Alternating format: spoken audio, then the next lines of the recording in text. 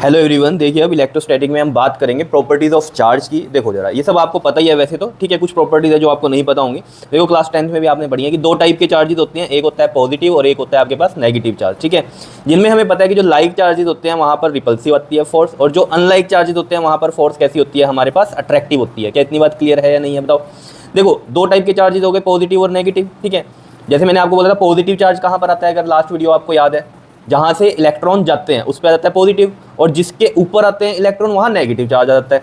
क्योंकि जहाँ से जा रहे हैं वहाँ पर नेगेटिव वाले यानी कि कम हो गए हैं, रिमूव हुए वहाँ से, तो वहाँ पॉजिटिव वाले ज़्यादा हो गए होंगे। और जहाँ इलेक्ट्रॉन जा रहे हैं वहाँ पर इलेक्ट्रॉन पहले से ही हैं उतने जितने प्रोटॉन है, लेकिन इलेक्ट्रॉन आ भी गए हैं तो वहाँ नेगेटिवली चार्ज आ जाएगा, ठीक है। अब जो लाइक चार्जेस हैं, लाइक चार्जेस क्या होते हैं, पॉजिटिव है और पॉजिटिव है, या फिर नेगेटिव है और नेगेटिव है। तो पॉजिटिव पॉजिटिव है तब भी क्या होगी, रिपल्शन होगी, ठीक है। और अगर नेगेटिव नेगेटिव है तब भी रिपल्शन होगी, ठीक है। लाइक चार्जेस होते हैं सेम, है ना, positive positive repulsion, negative negative है तब भी रिपल्शन होगी। क्या इतनी बात क्लियर है या नहीं है बताओ। अनलाइक चार्जेस में क्या होगा कि मान लो पॉजिटिव है और एक नेगेटिव है, तो यहाँ पर क्या होगी, इनमें अट्रैक्शन होगी, ठीक है। ये सब बातें भी आपको पता है, ठीक है। तो between like charges nature of force जो है वो रिपल्सिव होती है, और between unlike charges nature of force क्या होती है, अट्रैक्टिव होती है। ये आपको क्लियर हो गई बात, ठीक है। इससे लास्ट वाली वीडियो जरूर देख लेना जो इससे पीछे आपको कराई है, तो आपको जरूर समझ में आएगी बात कि पॉजिटिव चार्ज कब आता है और नेगेटिव चार्ज कब आता है, ठीक है। सिंपली सी अगर मैं कहानी यहाँ पर आपको समझाना चाहूँ तो देखो जरा, मान लो इस पर जो है प्रोटॉन 2 हैं और इलेक्ट्रॉन भी कितने, इस पर 2 हैं, और इधर भी कितने हैं प्रोटॉन, मान लो इधर 2 हैं और इलेक्ट्रॉन भी इधर 2 हैं, मान लो ऐसे, ठीक है। अब यहाँ से मैंने कहा आपको एक इलेक्ट्रॉन यहाँ चला गया, तो यहाँ एक इलेक्ट्रॉन चला गया, तो यानी कि इलेक्ट्रॉन यहाँ कितने हो गए, 3, और यहाँ इलेक्ट्रॉन कितने हो गए, 1 हो गया, क्योंकि एक इधर से चला गया। अब जहाँ से रिमूव हुए हैं कितने हुए हैं, 1 हुए हैं, तो यहाँ पर आ गया +1 का चार्ज आ गया, ठीक है। और जहाँ पर आए हैं कितने आए हैं, एक इलेक्ट्रॉन एक्स्ट्रा आ गया, तो 1 माइनस का आ जाएगा चार्ज। क्लियर है इतनी बात। क्यों माइनस का आ रहा है, क्योंकि एक इलेक्ट्रॉन ज़्यादा हो गया ना इधर, ठीक है। तो इसको +1 और -1 की जगह मैं ऐसे लिख दूँ 1e साथ में, और यहाँ पर भी 1e, तो ये माइनस का ई चार्ज हो गया इधर, प्लस ई का चार्ज हो गया। क्यों, क्योंकि यहाँ इलेक्ट्रॉन 1 रह गया और प्रोटॉन 2 हो गए, तो यहाँ पर यानी कि एक ही चार्ज रह गया प्लस का, किसका, अगर हम देखें यहाँ पर इलेक्ट्रॉन में और प्रोटॉन में कंपैरिजन करो तो प्रोटॉन ज़्यादा है ना, कितने ज़्यादा है, 1 ज़्यादा, तो 1 + 1e आ गया चार्ज, ठीक है। अगर ये बराबर होते हैं तो न्यूट्रल होता है। अब यहाँ पर जैसे पहले न्यूट्रल है, ये भी न्यूट्रल थे, एक चला गया तो एक, यानी कि इलेक्ट्रॉन कम हो गया, प्रोटॉन उसके कंपैरिजन में एक ज़्यादा हो गया, तो +e हो गया, प्लस चार्ज होता है क्योंकि प्रोटॉन पे। और अगर हम यहाँ पर देखें एक इलेक्ट्रॉन आ गया, तो यानी कि 2 की जगह अब 3 इलेक्ट्रॉन हो गए, 2 की जगह अगर अब 3 इलेक्ट्रॉन हो गए हैं, तो यहाँ पर आप कंपैरिजन करोगे तो प्रोटॉन से ज़्यादा हो गए इलेक्ट्रॉन, कितने, 1, तो नेगेटिवली चार्ज होता है इलेक्ट्रॉन, ठीक है। तो नेगेटिव आ गया, तो मतलब सिंपल सी बात है, जहाँ आते हैं इलेक्ट्रॉन वो नेगेटिवली चार्ज होता है, जहाँ से जाते हैं वो पॉजिटिवली रह जाता है, क्योंकि जहाँ से जाते हैं वहाँ कम हो जाते हैं इलेक्ट्रॉन, और जहाँ आते हैं वहाँ इलेक्ट्रॉन ज़्यादा हो जाते हैं, इसलिए वहाँ नेगेटिवली चार्ज होता है। ये चीज़ क्लियर हो गई होगी। और हमेशा इलेक्ट्रॉन ही ट्रांसफर होता है, ये मैंने आपको पहले भी बताया था, प्रोटॉन नहीं जाता, ठीक है। उसकी कारण क्या है बताओ, उसका इलेक्ट्रॉन क्या है हमारा, हल्का है एज कम्पेयर टू प्रोटॉन, ठीक है। अब बात करते हैं, चार्ज जो है एक स्केलर क्वांटिटी है, एंड जो नेट चार्ज होता है उस पर बॉडी पर वो क्या होता है, एल्जेब्रिक सम होता है जितने भी चार्जेस है। एल्जेब्रिक सम क्या है कि पॉजिटिव है, नेगेटिव है, इस तरीके के कोई भी है, तो एल्जेब्रिक सम आपको पता है। जैसे मैं आपको कहूँ एक पे +2 चार्ज है, एक पे -3 चार्ज है, तो इनका एल्जेब्रिक सम यही होगा, प्लस माइनस माइनस, तो 3 में से 2 गया 1, तो -1 का नेट चार्ज रह गया, ये चीज़ होता है, ठीक है। क्लियर है। तो यानी कि ये क्या है, हमारी स्केलर क्वांटिटी है, और यहाँ पर जो चार्ज है वो हमारा क्या होता है, एल्जेब्रिक सम होता है। जैसे मान लो एक सिस्टम में मैंने कहा आपको -10 कूलम का चार्ज है, ठीक है, या +10 कूलम का चार्ज है, एक -2 कूलम का चार्ज है, एक -3 कूलम का चार्ज है, एक +5 कूलम का मान लो, और एक -6 कूलम का मान लो। अब इस पर जो हमारा नेट चार्ज होगा वो क्या होगा बताओ, नेट चार्ज क्या होगा, इनको एल्जेब्रिक सम कर दो। कैसे, +10 -2 -3 +5 -6। अब देख लो, इनको ऐड कर लो, एल्जेब्रिक कैसे करोगे बताओ, 10 -2 -3 -5 +5 -6 -1 प्लस माइनस माइनस, ये तो सब आता ही है ना, sign which is greater, minus का नंबर जो है वो ज़्यादा बड़ा है तो माइनस साइन आया, और इनको प्लस माइनस माइनस होता है तो माइनस करके बनाया। अब ये भी आपको पता है 10 और माइनस माइनस प्लस और साइन विच इज़ ग्रेटर, तो 5 और 1 कितने हो गए हमारे पास, 6 हो गए, 10 - 6 कितना हो गया हमारे पास, 4 हो गया। और ये कैसा आ रहा है, प्लस का आ रहा है, ठीक है। तो यहाँ हम लिखेंगे +4 कूलम का जो है हमारे पास नेट चार्ज है। तो यानी कि ये क्या है, ये पूरे सिस्टम पे जो चार्ज है और वो ये सेम है, क्यों, क्योंकि इनका एल्जेब्रिक सम कितना आ रहा है। क्लियर है इतनी बात करते हैं हम फोर्थ प्रॉपर्टी की, कि mass can exist without charge but charge can not exist without mass. ये मैंने आपको लास्ट वीडियो में भी बताया था, चलो वहीं चलता हूँ फिर बताता हूँ। इसका मतलब क्या, पहले ये समझ गए कि मास जो है वो एग्जिस्ट कर सकता है अगर बिना चार्ज की भी कोई बॉडी है, ठीक है, लेकिन जो चार्ज है वो एग्जिस्ट नहीं करेगा बिना मास के। मैं आपको बताता हूँ, अभी लास्ट पेज पे लेकर चलता हूँ। देखो अगर आपको ये चीज़ याद है, मैंने आपको बताया था यहाँ से 2 इलेक्ट्रॉन रिमूव हुए हैं, इधर आ गए थे, तो यहाँ पर ऑब्वियसली बात है हमारा नेगेटिवली चार्ज आ गया था, ठीक है, नेगेटिवली चार्ज आया था 2 QE वाला। चार्ज और इलेक्ट्रॉन वाला, और यहाँ पर हमारे क्या हो गए थे, 2 रिमूव हुए तो यहाँ 8 रह गए थे, तो ये मैंने इधर बना दिया था, 8 इलेक्ट्रॉन रह गए, तो ये हमारा 2 ऑफ चार्ज ऑफ प्रोटॉन, और ये पॉजिटिवली चार्ज हुआ था हमारा। ठीक है, क्लियर है। यहाँ से अब कहानी समझो, जब ये न्यूट्रल था तब भी मास m था, ठीक है, यानी कि कोई चार्ज नहीं था तो मास एग्जिस्ट कर रहा था। Mass can exist without charge, तो ये चीज़ हो रही है, लेकिन charge can not exist without mass. अब ये चार्ज बॉडी है तो ऑब्वियस बात है, जब चार्ज बॉडी है तो देखो यहाँ से एक चीज़ को समझो कि पहले मास m था, अब यहाँ 2 इलेक्ट्रॉन आ गए तो उनका मास भी आएगा, वो जुड़ गया, और यहाँ पर जब 2 इलेक्ट्रॉन यहाँ से चले गए तो जो पहले मास m था वो अब कम भी हुआ होगा। तो मतलब क्या है, अगर चार्ज बॉडी है तो मास एग्जिस्ट करेगा ही करेगा, चाहे वो कम हो जाए या ज़्यादा हो जाए। नेगेटिवली चार्ज है तो मास हमेशा ज़्यादा होगा क्योंकि वहाँ इलेक्ट्रॉन आए हैं, ठीक है ना, तो उनका मास ऐड होगा। और जहाँ पर पॉजिटिवली चार्ज होता है वहाँ हमेशा मास कम होगा, क्यों होगा, क्योंकि वहाँ से इलेक्ट्रॉन चले गए हैं। तो कोई चीज़ जब चली गई है तो उनका मास भी साथ में गया है। तो ये चीज़ याद रहेगी पॉजिटिवली चार्ज में। और जो ये चीज़ हम लिखते हैं ना यहाँ, जैसे मैंने कहा था 2 इलेक्ट्रॉन यहाँ से गए तो 2 ऑफ मास ऑफ इलेक्ट्रॉन कम हो गए, ठीक है ना, तो ये क्या होता है, हमारा चेंज इन मास है।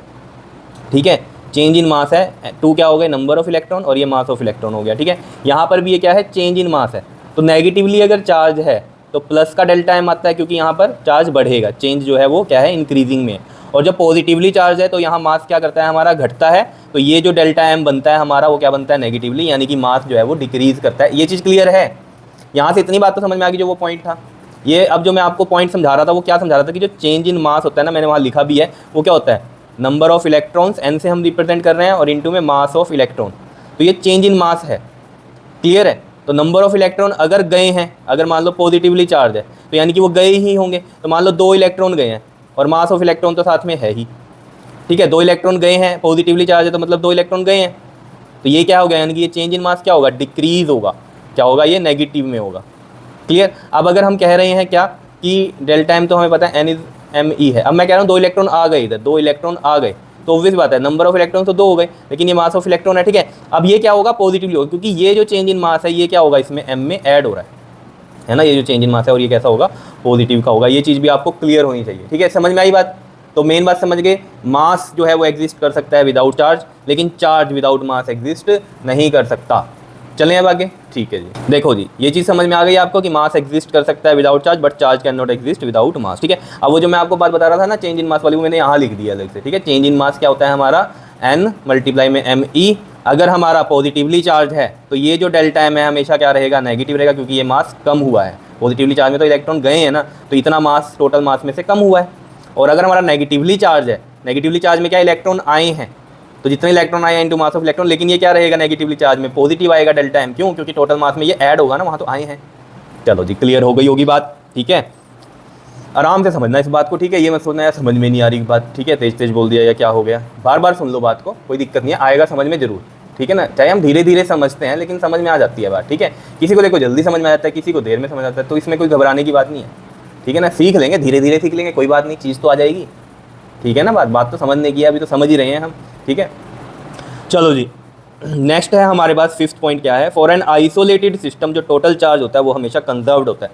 कंजर्व्ड का मतलब क्या है कि जैसे हम कहें कि जो टोटल चार्ज है ना, नाइदर भी क्रिएटेड, मतलब चार्ज की अगर मैं बात करूँ, नाइदर क्रिएटेड नॉट डिस्ट्रॉयड, ना आप नया कोई चार्ज बना सकते हो, ठीक है, ना ही उसको आप डिस्ट्रॉय कर सकते हो। जैसे अगर हम कहें जो हमारी कुछ केमिकल जो इक्वेशंस हैं, ठीक है, उनकी बात करें, या जो हमारी न्यूक्लियर रिएक्शंस हैं उनकी बात करें, तो देखो जरा, जैसे मैं एक पहले केमिकल इक्वेशन लिखता हूँ, एक NaCl, ठीक है, इसको हम ऐसे लिखते हैं Na पॉजिटिव प्लस में Cl नेगेटिव, ये लिखते हैं। अब यहाँ पर चार्ज क्या है, 0 है, क्योंकि ये न्यूट्रल है। ठीक है, यहाँ पर चार्ज कितना है, +1 का है, और यहाँ पर कितना है, -1 का चार्ज है। अब +1 -1 करो, देखो बिफोर आपके पास देख लो, यहाँ पर रिएक्शन क्या है, 0 है, जब ये रिएक्शन हुई है +1 -1 चार्ज आया, लेकिन कंबाइंड करके देखो इसको, +1 -1 क्या होता है हमारे पास, 0 ही तो होता है।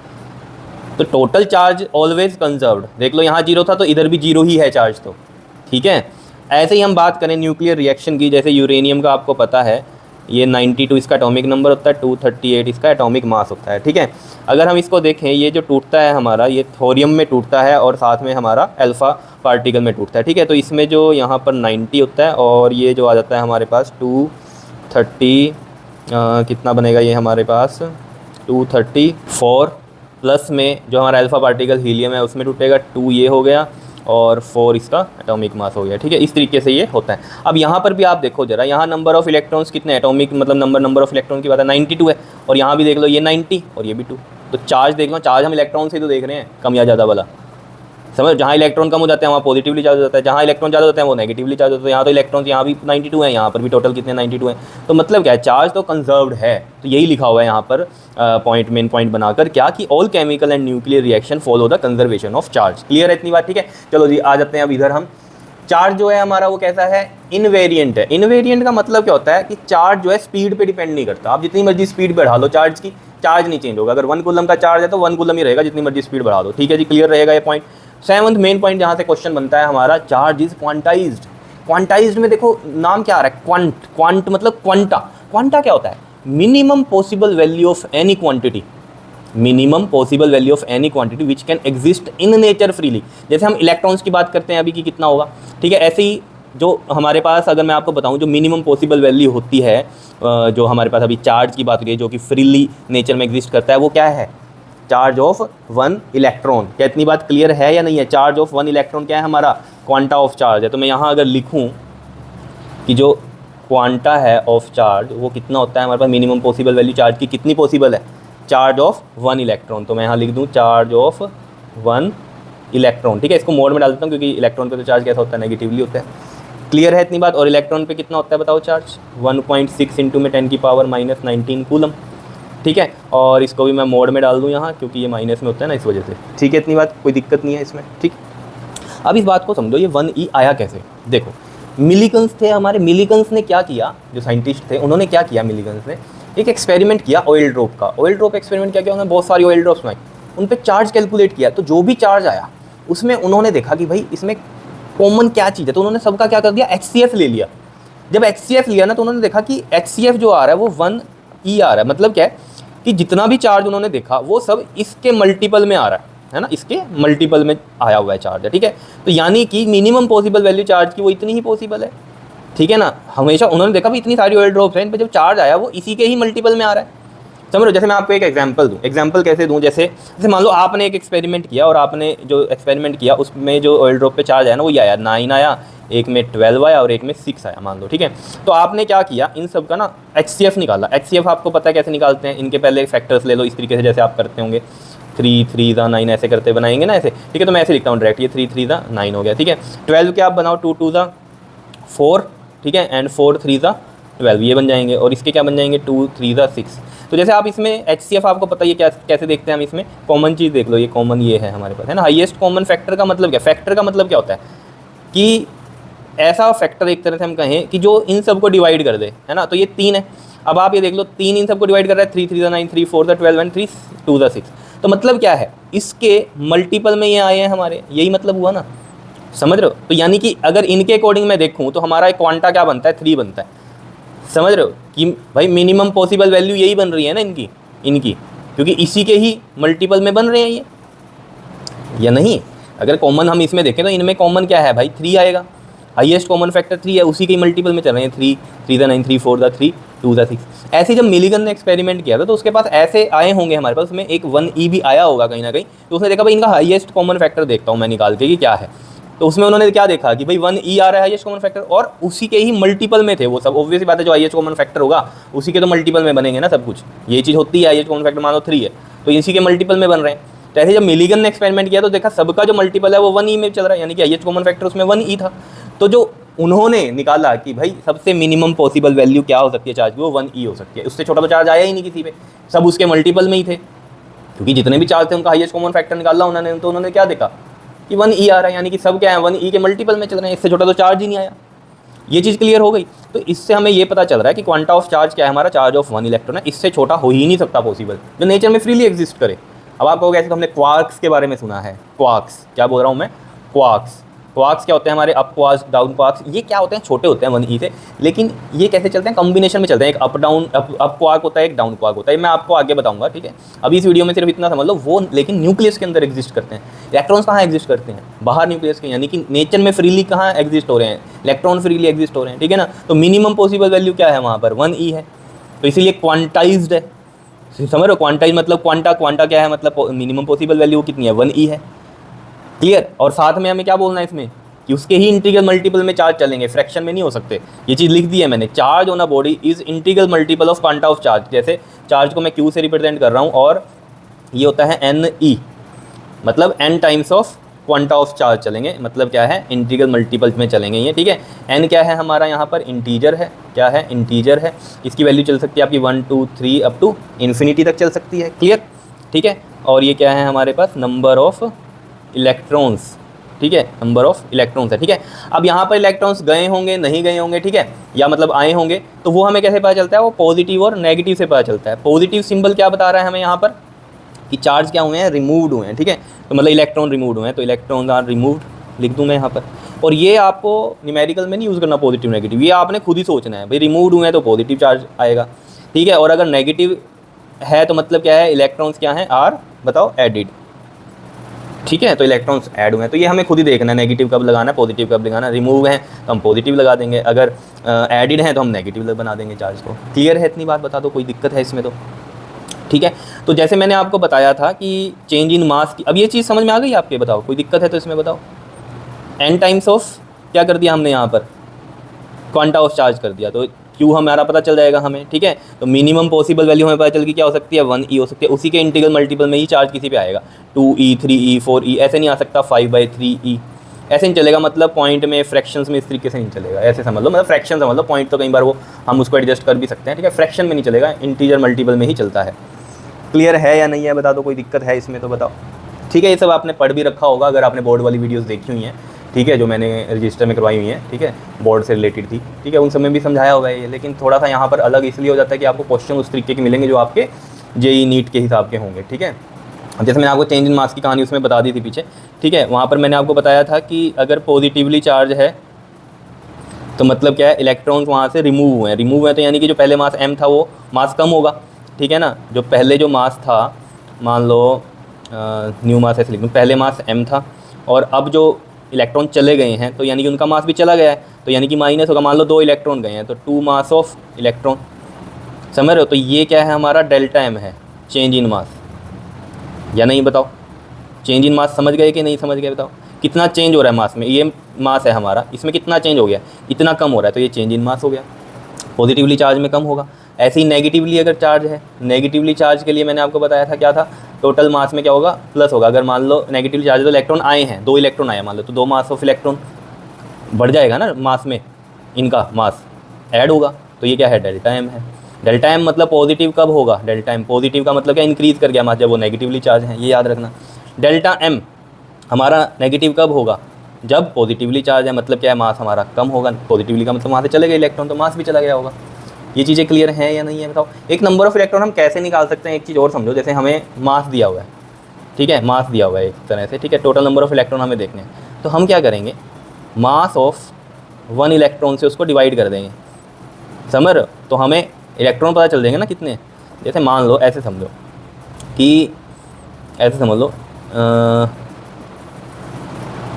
टोटल जो मान लो मास है, कई सारे बच्चे हैं मान लो, मुझे नहीं पता कितने हैं, ठीक है, उनका 88 मान लो, 88 टोटल मास है, ऐसे समझो, ठीक है, समझने की बात है।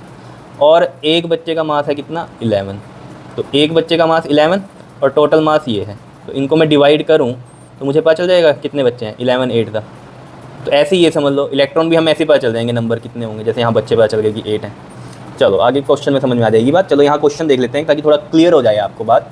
देखो क्या कह रहा है, find the number of electrons required to produce a charge of 1 coulomb on a body. तो ऐसे भी आ सकता है, ये नहीं कि चार्ज ही निकालना आएगा, अब इसी फॉर्मूले से आप कैसे भी करके निकाल सकते हो कुछ भी। तो यहाँ वो पूछ क्या रहा है आपसे अब कि कितने नंबर ऑफ इलेक्ट्रॉन होंगे, तो हमें पता है फॉर्मूले से कि Q जो होता है हमारा वो क्या होता है NE, और N का फॉर्मूला जो यहाँ से बनेगा वो क्या बनेगा हमारा Q/E, ठीक है।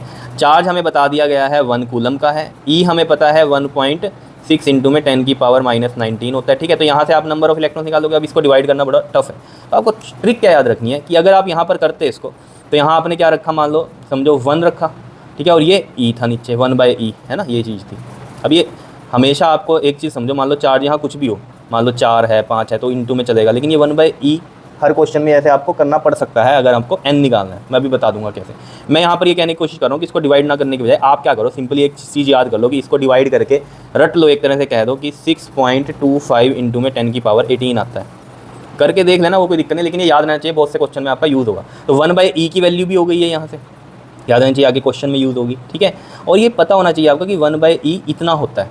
अब यहाँ तो चार्ज भी 1 ही दे रखा था तो 1/e ही बन रहा था, तो ये वैल्यू आ गई, तो यानी कि नंबर ऑफ इलेक्ट्रॉन्स इतने आ गए। अब कहीं होगा मैंने मारा होगा पॉइंट में नहीं आ सकता सर, फ्रैक्शन में नहीं हो सकता, पॉइंट में है, लेकिन ये इंटीग्रल मल्टीपल में ही है, वैल्यू है। ये कैसे है देखो, मैं यहाँ पर बताता हूँ, 6.25 है ना, पॉइंट हटा दो, कितना बचा नीचे 100, यहाँ कितना 10⁻18, 2 जीरो यहाँ से कटेंगी तो कितना बचेगा ये 16, तो 625 इंटू में यहाँ 10⁻16 लिख दो, या फिर 625 के आगे 16 जीरो लगाओ, है तो कोई पॉइंटों में तो नहीं रहा ना, कितने सारे इलेक्ट्रॉन्स हैं 1 कूलम में। समझ रहे हो इतनी बात या नहीं बताओ, ठीक है। तो यहाँ उसने ये तो पूछा नहीं हमें कि जो है हमारा कि पॉजिटिव नेगेटिव का, ठीक है। तो वहाँ 1 कूलम का दे दिया इसने, तो 1 कूलम क्या है हमारा, यहाँ ये पॉजिटिव दिया हुआ है, तो यानी कि यहाँ से क्या हुए हैं ये बताओ, पॉजिटिव है ये 1 कूलम, तो मतलब क्या है ये, इतने इलेक्ट्रॉन्स यहाँ पर क्या हुए होंगे, पॉजिटिवली चार्ज, जल्दी से बता दो, रिमूव होंगे। रिमूव पॉजिटिव कब आता है, जब रिमूव होते हैं, तो मतलब इतने इलेक्ट्रॉन्स रिक्वायर्ड होंगे, ऑब्वियस बात है, रिमूव करने हैं वहाँ से, तभी तो 1 कूलम का चार्ज आएगा प्लस में, ऐसे समझ सकते हैं बात को, ठीक है। तो यहाँ इस चीज़ की तो रिक्वायरमेंट नहीं थी, लेकिन फिर भी आपको समझना है, तो n इतना आ गया, ठीक है। अब मैं आपको जो कह रहा था ना कि 1/e की वैल्यू याद करो, जैसे मान लो आपको बोल दें भाई चार्ज जो है आपके पास 10 माइक्रो कूलम का है, मान लो, नंबर ऑफ इलेक्ट्रॉन निकालो, तो आप n कैसे निकाल लोगे, q/e ही करोगे, तो ये 10 माइक्रो को चेंज करेंगे 10⁻⁻6 में, अपॉन में क्या आ जाएगा यहाँ पर, q ये है ना, अपॉन में e, तो ये e आएगा। तो अब मैं यहाँ पर पूरा सोल्व करने के बजाय मेरे को पता है ना अब यहाँ पर कि ये 10 इंटू में 10⁻⁻6, और ये 1/e की वैल्यू ये पता है मुझे 6.25 इंटू में 10⁻18, इसको सोल्व करना ईजी नहीं है क्या, नहीं तो 1/e की वैल्यू भी नीचे रखते, तो 1/e हमें पता ही है, अब इसको तो ईजी है ना सोल्व करना, या नहीं है बताओ, ये चीज़ तो समझ पा रहे हो आप, ठीक है। तो ऐसे आपने थोड़ा लॉजिकली सोचना है चीज़ों को, तो बहुत ईजी है, ठीक है, करते रहो धीरे धीरे। और देखो बोर्ड के लिए आप कर रहे हो तैयारी, ठीक है, वो आपको वीडियोस मिल जाएंगी, लिंक आप देख लेना क्लास 12th की, ठीक है, फिजिक्स की, वो भी ऐसे रजिस्टर पे बनाई हुई है हमने वीडियोस, ठीक है। यहाँ पर आपको क्या है, ये भी देखनी है साथ साथ ये वाली वीडियोस भी, ताकि आपका फंडा जो है क्लियर रहे, साथ साथ कॉम्पिटिशन की भी तैयारी होती रहेगी, कोई दिक्कत थोड़ी है, ठीक है, कुछ अलग नहीं है, लेकिन बस थोड़ी थोड़ी सी चीज़ें हैं जो थोड़ी सी डिफरेंट हो जाती हैं, थ्योरी लगभग सेम ही चलती है, क्वेश्चंस में थोड़ी हेल्प होगी आपकी, जैसे ये 1/e वाली कहानी यहाँ पता चल गई आपको, है ना, तो आपका टाइम सेव होता है। Clear, okay ji, thank you.